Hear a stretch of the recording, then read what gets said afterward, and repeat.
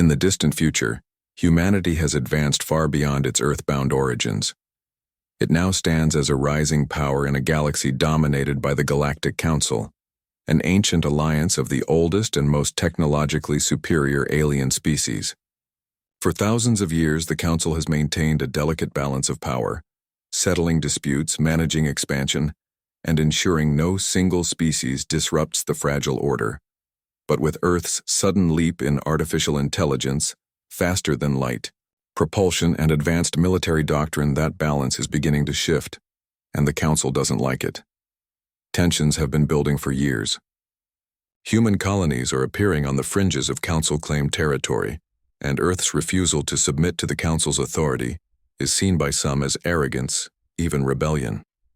Quietly, a faction within the Council begins lobbying for drastic measures. Diplomacy is no longer seen as a path forward. Preemptive containment, even war, is whispered among the more hawkish species. Still, appearances must be kept. The Council publicly invites Earth to a summit on Veltraxis Prime, their political capital, under the pretense of negotiating new trade routes and defining neutral zones. Earth accepts the invitation, wary but hopeful. After all, they have no interest in war. Not yet. In response, Earth sends one of its most respected figures, Commander Elias Varn, now serving as Earth's chief diplomatic officer. To most in the galaxy, Varn is a statesman known for calm words and level-headed strategy. What few know, even within Earth's own government, is that Elias Varn was once humanity's most lethal covert operative. Varn arrives aboard a lightly armed diplomatic vessel with a small delegation of assistants and translators. From the moment he steps foot on Council soil, he senses the tension. Council guards watch him with barely concealed suspicion. The Grand Chamber, an enormous circular hall with towering crystalline walls, is filled with delegates from dozens of species, each evaluating Varn as though he were prey. Still, he maintains composure, offering greetings, engaging in customary ritual exchanges, and even extending a hand of peace in the form of rare Terran artifacts. His speech emphasizes unity, progress, and mutual growth. He is the model diplomat. But beneath the surface, the plan is already in motion. The Council has no intention of negotiating. Unbeknownst to Varn, a secret resolution has been passed by the inner circle of the Council, those species who truly hold power. The resolution declares that humanity poses an existential risk to the order of the galaxy, and that any diplomatic mission is merely cover for neutralization. The goal is simple: kill the diplomat, discredit Earth, and then justify further action. On the third day of the summit, under the guise of a closed-door negotiation session, Varn is escorted into a private chamber deep within the capital. His assistants are conveniently delayed. The chamber seals behind him. The guards inside shift their posture. No chairs are set, no refreshments offered. Instead, power fields hum to life. Surveillance orbs drop from the ceiling. Energy rifles click. One of the guards snarls in an alien tongue, translating roughly to, "Your people overreached. Now they'll learn their place." The Council watches via secure transmission, expecting a swift, silent elimination. A message to Earth: stay in your place or be destroyed. What they don't know, what even most of Earth doesn't know, is that Elias Varn isn't just a diplomat. He was genetically and technologically augmented during the covert wars of the Outer Rim. His nervous system hosts dormant nanite arrays. His muscles, bones, and reflexes are enhanced beyond regulation limits. He carries no weapons because he doesn't need any. And in that moment, when death is certain and betrayal is clear, something ancient inside him reawakens. The diplomatic chamber is silent, save for the low hum of energy weapons and the faint vibration of power-dampening fields. Commander Elias Varn stands in the center, hands clasped behind his back, his face unreadable. Council guards, 10 elite soldiers from different species, fan out around him, weapons leveled, eyes gleaming with the certainty of an easy kill. But Varn doesn't panic. He doesn't beg, plead, or even raise his voice. Instead, he murmurs a single word in Old Terran Latin, excitatio. Instantly, his body reacts. Beneath his skin, dormant combat nanites flood his bloodstream. Human engineers had once designed them for battlefield use, but Elias was a prototype for a more subtle application. A diplomat who could walk into any room unarmed and walk out alive no matter the threat. His nanites surge, reinforcing muscle fibers, sharpening reflexes, suppressing pain, and optimizing oxygen flow. His eyes dilate. Time slows. Not literally, but for Elias, everything seems to move in sluggish frames. The first guard fires. A plasma bolt tears through the air, but Elias is already in motion. He ducks, slides, and rolls forward. His right arm shoots out, catching a guard's weapon mid-barrel. A twist. A snap. A scream. The rifle is flipped backward into the face of its former owner, now unconscious or dead. The rest of the guards open fire, but Elias moves like a shadow with purpose. He leaps into the air, using a wall for momentum, flipping over a pair of guards. In one fluid movement, he disables another with a blow to the temple, then disarms a third by breaking its wrist at an inhuman angle. Every move is surgical. Every motion is precise. There's no wasted energy, only cold, brutal efficiency. Within 30 seconds, 8 of the 10 guards are either dead or incapacitated. The remaining 2 try to flee, but Elias activates a secondary protocol. The nanites project a short-range electromagnetic pulse, frying their comms and locking the exit. Door. He walks toward them slowly, each step deliberate. No witnesses, he says, and finishes the job. Up in the council's high chamber, panic erupts. Delegates watch through hidden feeds, their confident expressions twisted into horror. What was meant to be a quiet elimination of a political nuisance has turned into a bloodbath, and now, a bloodied, silent figure looks up at the ceiling, directly into the council's hidden eyes. Elias Varn isn't done. He locates the surveillance hub embedded in the wall. With augmented strength, he rips away the casing and interfaces, directly with the feed node using a nanite-driven neural link in his fingertips. The override is instant.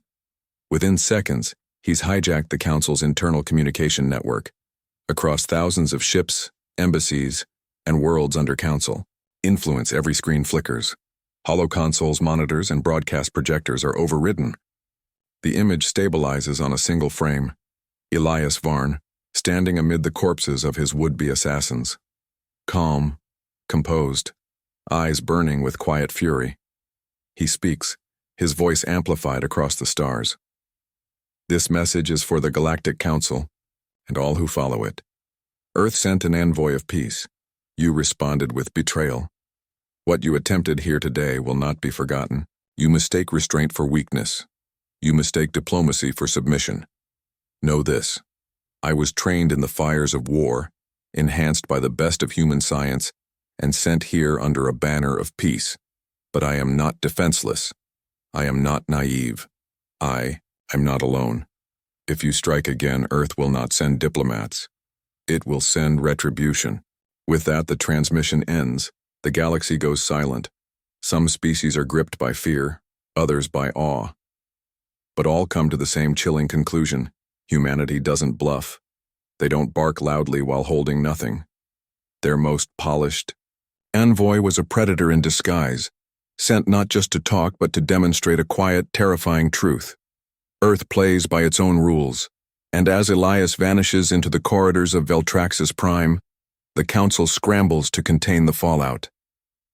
In the immediate aftermath of Elias Varn's bloody survival and galaxy-wide broadcast, the Galactic Council plunges into chaos. The assassination attempt was meant to be a message, a covert warning to humanity to stay in its place.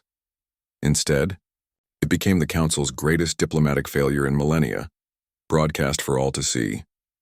The holovids of Elias, standing amid fallen elite guards and delivering his chilling ultimatum, are replayed endlessly across the galaxy. Billions watch as the myth of the Council's control cracks open. The initial response is denial. Council officials release statements blaming rogue factions or malfunctioning security systems. But the truth is too large, too raw to hide. Leaked documents confirm the existence of the secret kill order, Several council delegates resign in disgrace. Others double down, urging immediate military retaliation against Earth to reassert dominance. But not everyone agrees.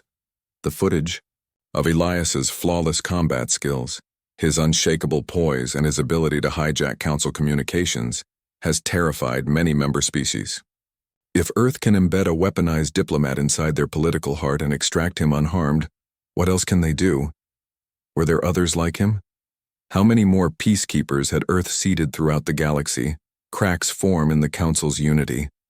Some species, especially those on the outer fringes who have long resented the Council's authoritarianism, side with Earth, admiring their strength and control.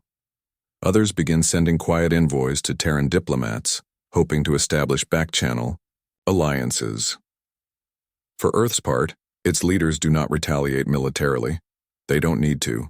Elias Varn's survival and warning speak louder than any fleet. Earth's response is measured, deliberate. Instead of escalating to open conflict, they send out more diplomatic envoys to key regions, all carefully trained, and all possibly enhanced like Varn. No weapons drawn, just presence. That alone is enough. In Council territory, paranoia spreads. Every human diplomat, every Terran vessel, every ambassador is now viewed through a lens of suspicion. Are they truly peaceful? Or are they like Elias, living weapons in disguise? Meanwhile, Elias Varn quietly returns to Earth, his mission technically complete. He's summoned before the Earth Directorate, the ruling body of humanity's interstellar presence. Some members question his actions. He was, after all, supposed to avoid bloodshed. But others, especially Earth's Defense Command, see the truth. Varn didn't start a war. He prevented one. His survival sent a clear message. Humanity will not be bullied, and its diplomats are not defenseless figureheads. Elias requests retirement.